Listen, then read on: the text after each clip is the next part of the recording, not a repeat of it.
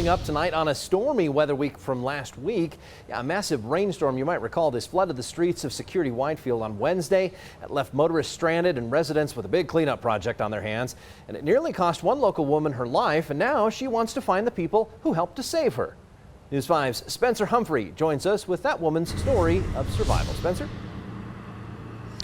Well, Andy, last Wednesday, those storms sent water flooding down Main Street here in the security area. At times, the water level getting higher than this curb here. Now, at the same time that happened, that woman was making her way across this crosswalk just as she'd done hundreds of times before. Dorothy Vickers moved to security for convenience. I have lived in this area since 2003. She and her husband can walk to their jobs, him at a nearby Sonic and her at a daycare just across Main Street from their apartment. I cook at the daycare. I'm a cook. Last Wednesday was like any other day. I was just trying to cross the street. She had to pick up her paycheck before the end of the day. It was raining really hard that day. Water had begun to rise on Main Street as it commonly does during storms. It was up above the curb up there.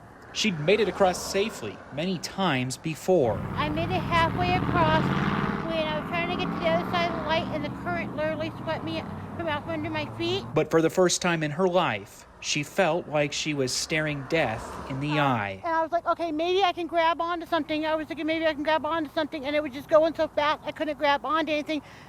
Next thing I do is I yell for help, and then a guy comes running along. He's like, I'm going to get you out, I'm going to get you out. She couldn't stand up, so that man, as well as her husband's boss from Sonic, pulled her to safety. They made sure I was okay, offered to call an ambulance. I was like, I'm okay. I didn't get a chance to thank him. He left before I could tell him thank you. Now she's hoping someone out there knows him so she can meet him and pass along a message. They were a really good person. I really thank them. It took a lot of courage to do that. They didn't have to, and they did, and they saved my life, and I want to thank them for that. And she tells me there were a lot of people who witnessed that man's bravery when he rescued her, and she knows there has to be someone out there who knows who he is. So we're putting out the call. If you are that man who rescued her, or you know who he is, reach out to us, news@koaa.com, or on our social media channels, and we'll be sure to try to connect you with Dorothy. Now, as for Dorothy, she tells me she's learned her lesson and won't cross the street here again, and wants me to pass along the message of turn around, don't drown. Always watching out for you, Southern Colorado. Spencer Humphrey, News 5.